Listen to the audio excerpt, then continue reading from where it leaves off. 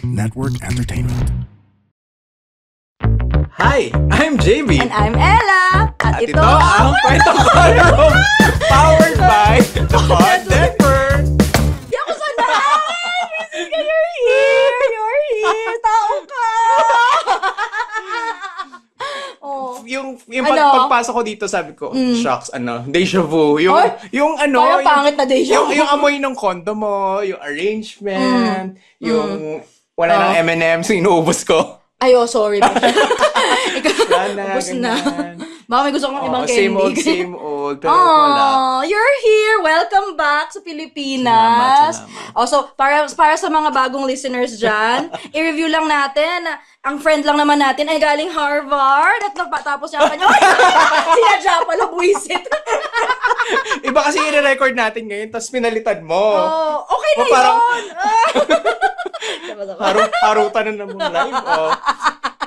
So, galing siyang Boston, Massachusetts. Spell? Oo. Spell. Double lahat. Ang galing. Hindi, joke. Pati M. Pati M. Hindi, yung S na isa, hindi double. Massachusetts. Oo. Yung unang S lang. Yung pangatlo. Hindi na. Single na. Ngayon napaisip. Oy, pero sa totoo, 2 months yun bago ko naitama. Ayan, so welcome back. So, nakabalik ka na sa third world country.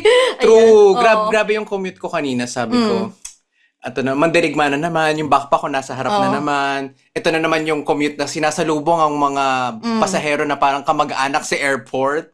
Diba? Doon kasi very orderly naman sila. Sana one day sa Pilipinas mangyari True. yan. At least, na-experience mo na yung magandang public transport. True. Ma-push natin yan lalo dito sa atin. Kasi deserve din natin yung ganun. Totoo. Pero maiba ako, ngayon na, so, bali ba siya dahil mo ng degree? May BS Biology. Diba? Tama naman. Doctor of Medicine. Okay. Tapos ngayon may masters ka na din. Bongga. Ang galing. So, given that, bakit? Sorry. Visit ka. Naalala ko kasi yung, sino nga ba yun? Yung kay Catherine ba yun? Yung parang, yung mga diploma mong di ka mayayakap sa gabi. Di ba may ganun? Well, true naman. Di ka naman mayayakap Okay. po. Okay. Bakit? Fine. May katabi ka ba after mo mag-master? Wala. Ay, sorry. Ang evil. Harapan talaga no? Hindi, pero ang tanong ko ay, naisip mo ba ever na sana nag-masters ka over nag-med? Or masaya ka ba na med and then masters? Or dapat ba baliktad? Masters, then med? Ako, hindi ko naisip na mag-masters bago mag-med. Una sa lahat kasi, yung parents ko, or ako din naman, ay parang fix na talaga na after pre-med, med. Meron ng mga classmates na after ng bio, nag-MS bio, na ang track ay maging researcher o kaya academe. Pero hindi ko naisip yung sa sarili ko kasi, med talaga yung nasa isip ko. Tapos during med, alam mo, hindi ko naisip na mag-masters. Ang galing. Hindi sumagay sa isip ko kasi, hindi yun yung concept ko nung doktor. Kasi nung nasa med school ako, parang clinical talaga yung orientation ko. Pero syempre, naisip ko rin naman yung mag-public health. Pero hindi ko inisip at that time na mag-masters. Pero for me, nag-masters ako after med kasi I saw the need. So parang siya, ang track lang originally ay BS and then MD. And then yung masters came after. Nung nakita mo, okay, may knowledge gap pa, ganyan. May need. Okay, gets. Ikaw, naisip mo mag-masters after nursing? Wala ko, like you, after naman ng nursing, med naman talaga yung track. So I guess that's really one part of it. Kasi for us and for a lot of our contemporaries, yun yung plan all the while. And parang masters just becomes an option later on. Pero kahit sa mga friends ko na hindi doktor, like mga nag-BS after, marami din sa kanila yung nag-masters. Yun yung, hindi ko alam tayo ba yung nag-usap na parang may observation na yung generation ngayon, mas nagpo-postgrad na sila kumpara sa mga older generations. Kasi dati parang, I don't know, I'm not an expert on this, pero yung landscape din ay parang mas nagiging so that's one. It could be because it's more competitive, mas may mas maganda tignan kapag may masters. Tsaka sa promotion, di ba kailangan sa mga promotion sa company? And some jobs require a higher degree than a BS, ganyan. Pag mga management level, ganyan. Tsaka dati siguro, mas sila, kayod na. Yes, work na agad. Kasi kasi aminin natin, may labas pera din kasi for some, yung pagmamasters. May tuition involved, may living expenses, and may time kang ibibigay kasi. Kahit part-time siya, di ba? Oo, kasi kahit kahit pa or nights ka lang, time pa din yung na binibigay mo instead na nag-focus ka sa career, sa family, ganyan. Pero napansin ko din na parang, dahil din siguro, less yung nagsisettle down or nagkaka-family na. So, may time pa mag-masters muna. Parang one of the things that they'd still like to explore. But of course, this is all coming from a privileged position because a lot of people are able to do, it's a privilege to have the option. Yes. Na may the board. Oo. Pero that long intro is because... Ay, intro pa lang ba yun? Ay, sorry. Okay. Pero wala pa tayo. Wala pa intro. That long intro is for us to answer one of our Kwento Mo sa Call Room letter senders. Yes, Kwento Mo sa Call Room episode ito. Diba? So, ito ang swerte itong letter sender. Ito ang first time na magkasama tayo ulit. So, iba yung iba yung flavor, Wow. iba Vanilla. iba yung hindi, you observed it din naman. Wow, iba yung dynamic pag harapan. Ganyan. Very Kasi nakaharap tayo sa screen Pero isa na rin to sa mga... Kasi yung mga ibang episode na i-record natin, may pasabog. Ibang look na ulit. Oo, ibang aesthetic Tsaka na. feeling ko mas harapan tayo mag-uusap doon. Ganyan. Oo, hindi na nakatingin sa screen. Tapos Tama isang ba? mic. Yeah. Oo. Ay, ganda. Abangan na next episode siguro. Pero for now, balik tayo sa ating Sa condo ni Ella. back to basic, back to where we started. I think it's fitting that your return... Going back to your roots. Roots! Oo, kasi sabi nga ni Rizal. Ang hindi marunong... Wow, di mo na alam. I know kasi I know Abraham Lincoln. Wow! Sige, ano sabi ni Lincoln? Hindi ko alam. I shall return. Iba, gulo-gulo na. Sabi niya, hindi marunong lumingon sa pinanggalingan ay hindi makakarating sa paroonan. Pwede rin yung masahol na isda ko. Hindi, wika naman yun. Mash up na. Pero before natin basahin yung letter, pakilala ka naman. Sige, so we are Kwentong Call Room. Ingay na naman tayong kapitbahay. Yung kapitbahay, balik na naman sila sa dating kaingayan nila. So we are Kwentong Call Room Podcast. We're best friends and doctors. And a master. And our goal is to demystify and humanize medicine. Wala sabay. Pag di pa talaga naging sabay, ewan ko na lang. Ayan, so sa ating dati ng listeners, thank you. Nandito na si JV ulit. I'm sure na-miss you din siya. Like na-miss ko na yung lighting kong maganda. Excuse yung window. Me, ang ganda ng lighting ko din. Maganda rin yung lighting ko dito, ha. Pag morning. Sige. All listeners. Paggabi ka naman, pangit din lighting. Sige, fine. All listeners, anong gagawin? Sa ating all listeners, JV is back. So, you can expect more episodes. Well, di naman kami tumigil. Di kami tumigil even if nawala si JB for a year. So, tuloy-tuloy pa rin yung episodes. Tuloy-tuloy pa rin yung pag-follow nyo, pag-comment, pag-interact. Share nyo to sa mga kakilala nyo hindi pa kami kilala. Ganyan. And to the new listeners... So, sa mga new listeners, ito talaga yung inuna nyo, no? So, thank you naman. At inuna nyo to.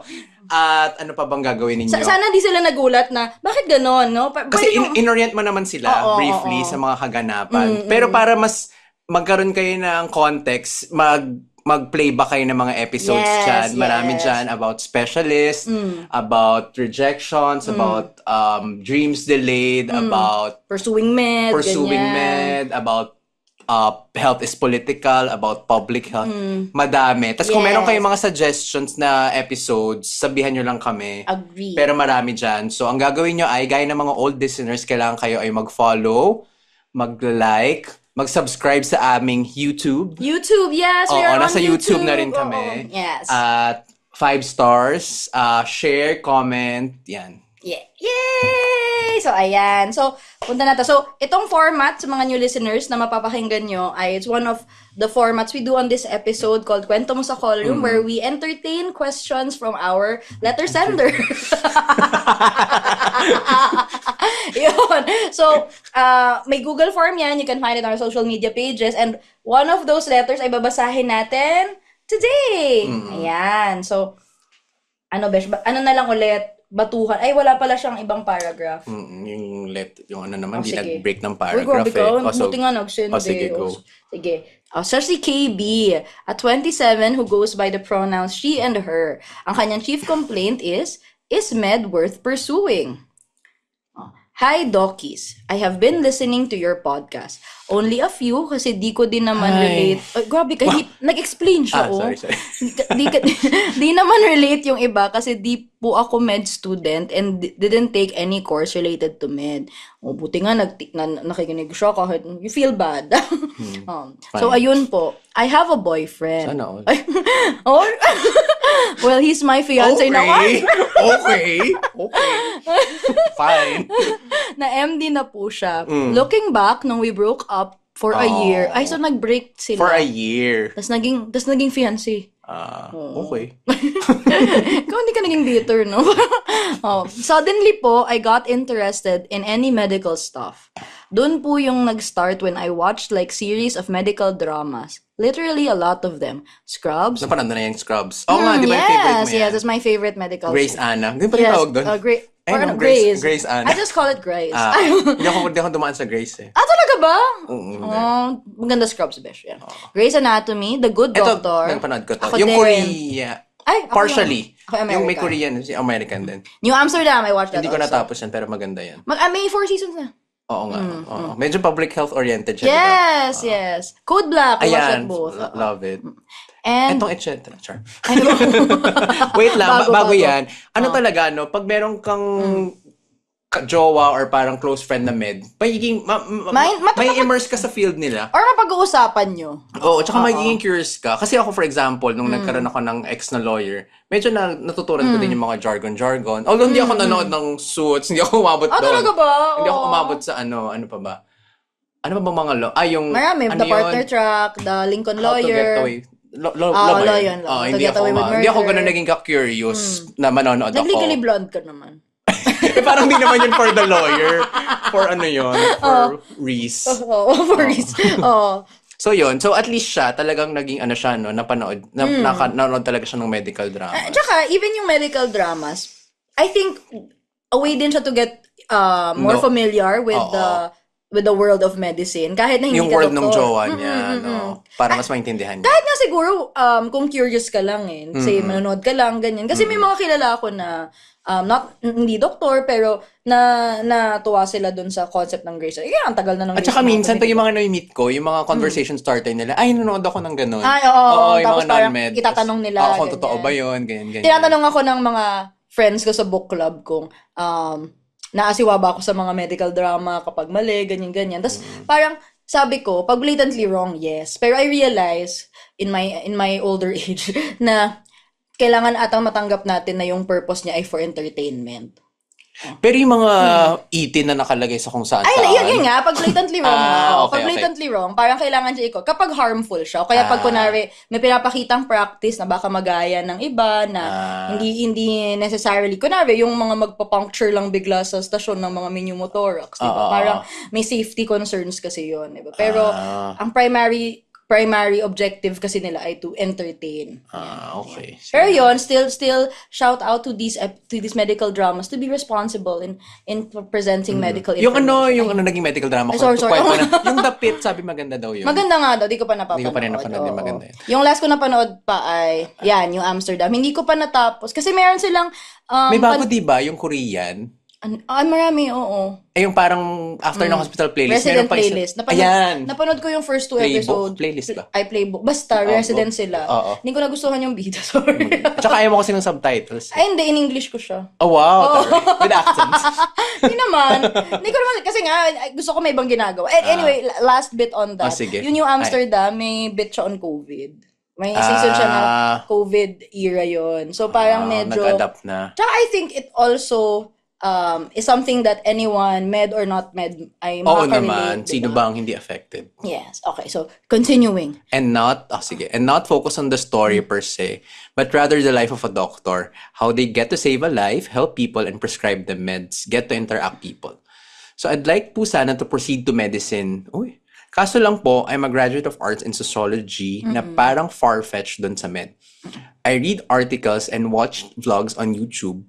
Tapos sabi nila, it doesn't matter daw po kung anong pre-med course mo kasi clean slate naman po kayo lahat sa start. I hate to admit it, but I'm not that intelligent enough para i-pursue ang med. Comment mo na. Di ba, isa yan sa mga sinasabi mo nga na, well, it's been mentioned here on the pod also na, tama naman, you don't need a pre-med, quote-unquote, background to go into med. But, it has some advantages. Except kung i-require ng med school. May ganun nga. May mga kailangan may courses ka on. Or biology, units on something.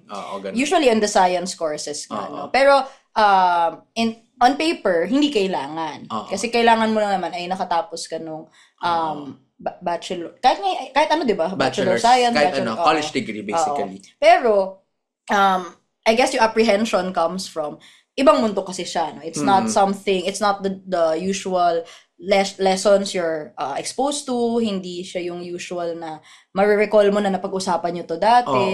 Although may truth din talaga dun sa clean slate naman pagdating dun. In a way na, kunwari, I don't really find my pre-med course as an advantage to medicine. The only advantage being, mas alam ko kung ano yung parts. Hindi ko alam how these parts interact. Pero alam ko na may ganitong sakit.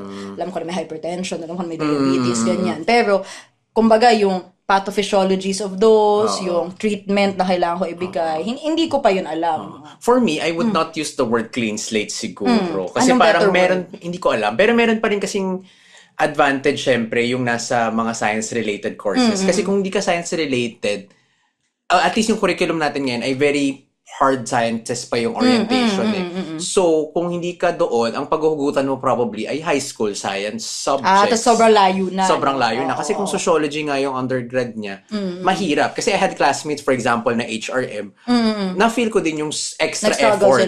Extra effort na mag-catch up, na i-review yung biology nila nung high school, ganyan. At saka, ibang world talaga siya Kasi, even the language that you will use will be different kung ibang-iba yung course na pinanggalingan mo.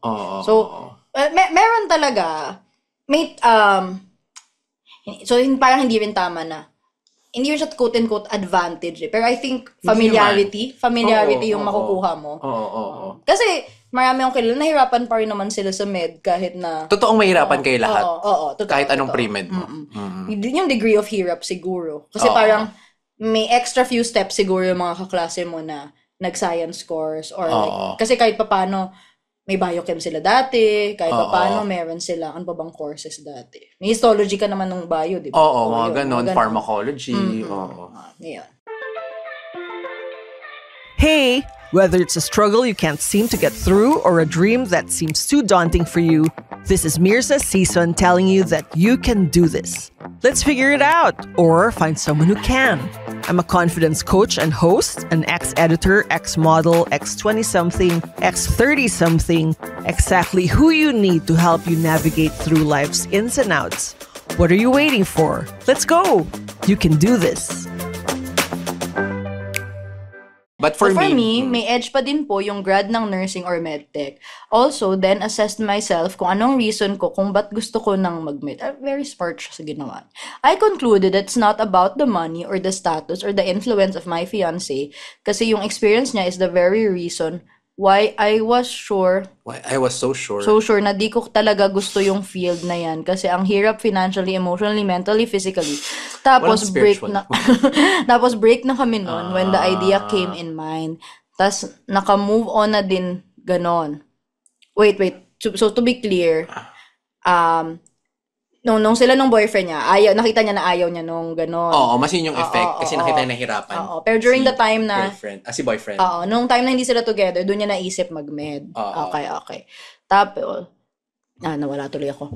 But rather, I'd really want to be a psychiatrist. Now, I wonder po if it would be worth it kaya to pursue med na pwede naman akong mag-masters na lang ng psych or guidance and counseling rather than being a doctor. Kasi po, I want also not just provide psychotherapy sa mga patient, but also prescribe them medicine. Kaso lang, in my mind, napaka-holistic nang i-cover ng 4 years sa med, not to mention the residency, tapos focus lang talaga ako dun sa psychiatry, na pwede ko naman gawin by getting a master's degree. Yun nga lang, walang medications involved. Just to add up, isn't it too late to start na? Start na 27. Start na 27 years old na ako. Like, I've been working for 6 years now since I graduated, but I'm so interested po talaga to proceed to med. Pero di ko po lang talaga ma-rationalize kung anong better. Kasi for me, getting a master's or medical degree are both good options to choose from. I just don't know which one is better. Thank you po. God bless you. Parang nasagot naman niya yung ano. Ang dami niya ng reasons. Pero, very full. Tsaka, napag-isipan niyang maigi na. Tsaka tama yung in-interrogate niya, bakit nga ba niya gustong mag-med, no? Kasi, I think that's something na, kung ano mang time mo sa buhay ngayon, kung naisip mong mag-med, kailangan mahimay mo ano yung reasons kung bakit mo siya gusto. Kasi, it's not an easy feat to do med school. At the same time, na medyo na-weigh na niya yung options niya eh. Kasi sabi nga niya, gusto pa rin niyang master, alam niya pwede siyang mag-masters. And that's true kasi yung therapist ko is a psychologist na nag-masters in psychology after her bachelor's degree. So, parang from that, you can see that you can still see clients, mas makakabigay ka pa rin ng therapy. Pero curious ako, bakit parang malaking consideration sa kanya yung hindi makakapag-prescribe ng meds? Hindi parang ko gusto alam. niya yung mag-prescribe ng meds. Or baka meron siyang experience seeing na Nakatulong yung meds. Oo. Kasi malaking tulong yung therapy. Let that be clear, no? Pero it takes a while kasi. And medyo may jump start ka kasi kapag naka-start ka ng meds. And some people really do it na kailangan mag-meds kasi hindi lahat madadaan sa therapy talaga. Tsaka iniisip ko kasi, ano kaya yung reason na bakit niya gusto yung psychiatry or psychologist sa field? Is it like to help people or nakikita niya ba yung sarili niya na may skill siya for talking to people? Kasi kung yun lang, parang kaya yun makuha sa pagiging clinical psychologist mo, di ba? Well, hindi natin alam kung anong work niya ngayon. Kasi baka may ganun din component na, I'm sure may reason siya for choosing sociology din. Pero baka during the course, during her work, nakita niya na, ay, parang gusto ko itong part na to magawa. At saka tama yung sinabi niya na kung masyado siyang laser focus na yun lang yung pakay niya at the very beginning of med school, parang mahirap mahirap malagpasan yung surgery, mahirap yung anatomy. Tapos parang sa isip mo, gusto ko lang naman maging psychiatrist, wala bang straight track. Ayun nga. Tsaka, ang dami pa eh. Parang, kailan lang ba magiging, like sa curriculum natin, parang, may little bits of psychiatry. Nung first year, parang isang lang siya, ilang lectures lang siya. Parang yung totoong ma-immerse ka siguro sa field mismo. Third year na siguro. Although, ako din, nung nursing, meron kaming psych nursing kasi. Kung hindi siguro, wala. I take back my answer kanina. Naisip ko palang mag-masters. Kasi nung psych nursing namin before, super na-enjoy ko siya. As in, so are you a psychiatrist? I'm a psychiatric nurse po. Oo. So you should have been a psychiatric nurse. I could have been. As in, yun yung na-enjoy ko talaga na course amin noon. Tapos talagang nag-enjoy ako mag-duty sa ward. Naalala ko, to be fair, anong highest grade sa atin? Uno ba? Uno. Yes, hindi kasi A. A+. Wow. Sorry Hindi kasi naalala ko, nauno ko yung psych. Siya lang yung nauno ko nung med school na first year. Basta mataas yung grade ko sa psych na parang na-feel ko, para pa ako dito. Wow. Tumaas lang yung grade, para pa ako dito. Kasi na-enjoy ko din siya, yung mga theory, mga ganyan. Tsaka sa amin nun, may community psych nursing, napupunta ka pa sa, as in maggagawa ka ng program sa barangay, and meron din kaming in-hospital na psych nursing. So, tsaka meron kaming program na parang, parang anti-burnout program na parang fourth year, kakausapin yung mga first year, magagawa ng programs for, I loved it. So, naisip ko rin pala talagang mag-masters in psych nurse. Pero yun, long story short, nag-med ako. Pero, yun nga, tama ka na, if kaya niya siguro i-broaden yung perspective niya, na papasok siya sa med. Maging open muna siya. Kung kaya niyang gawin yun, kahit na ang naisip naman niya ay psych in the end, kung kaya niya mas maging open to all the subjects that she will have to go through, pwede naman. Kung ganun ka-important sa kanya yung kasi mukhang from here, ang lamang lang nung med ay naka-prescribe. Tama ba? Oo. Tsaka yun lang din naman, I mean, yun yung main difference ng psychiatrist at psychologist. It's the capacity to prescribe meds. Tama ba ako? I-correct tayo ng mga friends natin. Pero, baka sa'yo na kailangan mag-guest ng psychiatrist. Oo, tanong ko ulit yung aking jowa. Pero, yun, kasi I think there are options that she can consider naman talaga aside from med. Sige, kung ikaw tatanong na sa sitwasyon niya, anong gagawin mo? Ako first, i-interrogate ko muna, bakit nga ba palagay ko sobrang big deal na nakakapag-prescribe ako ng meds? Hindi ba pwedeng i-refer ko na lang sa psychiatrist yung client ko kapag feel kong kailangan niya ng meds? Kasi kung yun lang, yung reason ko, baka hindi ko ipapursue yung med. Kasi kung gusto ko ng skills at knowledge how to give psychotherapy, magpo-focus na lang ako sa master's, PhD kung gusto ko, di ba? Kaya sa pagdaanan ko yung med, kaya ko bang tiisin na aralin ko lahat ng kung ano-ano? Tapos in my head, gusto ko maging psychiatrist. Huwag natin ilang, pero gusto natin mag-psych. Di ba? So parang, kung ako sa kanya, kung mapagtanto ko na yung meds ay kaya ko siyang i-refer na lang sa psychiatrist, magma-masters or then PhD ako. Saka siguro, nasabi niya kasi na parang magma-masters na lang siya. I don't think lang siya. I think, oo nga. Diba? Alam mo ba, ang MD at masters ay technically same level yan. Oo, ang MD ha. Oo. Kaya siya parang, kung ako din, ang short answer ko sa tanong niya ay, ako mga masters ako. Kasi parang for the purposes of what she wants to do, masters would fulfill most of it. Yung prescribing lang talaga yung matatanggal. Tsaka at the same time, I worry if, kasi she seems very passionate in what she's doing now. Or in the field of the social sciences. I would have to admit na hindi siya ganun ka spotlight in med school. Marami siyang dadaan ng iba.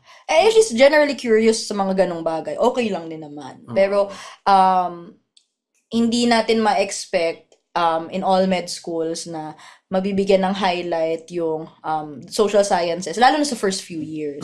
I worry lang na baka it would lead to burnout, it would lead to baka mawalan siya ng passion for what she wants. Pero depende naman yun sa tao. It's just that hindi siya magpo-focus sa psych or sa any other social science, lalo na sa first few years, at least for the current medical curriculum. Tsaka ang interesting nun na parang napag-iisipan niya pa rin to despite na sinabi niya na nakita niya na yung boyfriend niya na nahirapan. Yeah, pero interested pa rin siya. So curious nga ako kung ano kaya yung underlying reason pa talaga. Bakit niya gustong maging psych? Hindi niya binanggit, di ba? Parang sinabi niya lang gusto niya mag-psychiatry. Pero bakit? Di ba? Tapos, sinabi ata niya na, sinabi lang pala niya na, yung sa technical aspect na difference. Yung mga gusto pero niya bakit niya gusto yung psychology as a field? Diba? Yeah, well, yun, depend. Kasi kunwari, if you're the type na medyo nerdy ka about the neurotransmitters and hormone and you like the interplay of that, mag-enjoy siyang pag-usapan yung meds talaga. Kasi, doon talaga papasok yung choice ng gamot na best for a patient, ganyan. Also, to answer yung which one is better, I don't think may better in the term. Better for her, siguro. Better in the sense na it would fulfill whatever she wants for herself. And I think yun yung dapat maging goal. Na kailangan ang perspective niya ay kung ano yung pinaka-akma sa sitwasyon niya. Kasi anyone can take either an MD or a master's and either would be okay. And siguro kung practical reason din, mas mahal definitely yung pagdodoktor. So, may mga kaklase ka ba na master's mo na? Start pa lang kayo ng med school, ito na yung gusto kong specialty? Meron akong kailangan. Pero, na ngayon, napunta siya doon? Oo. May mga kailangan na, ang general na ganyan, surge yung gusto. Surge sila ngayon.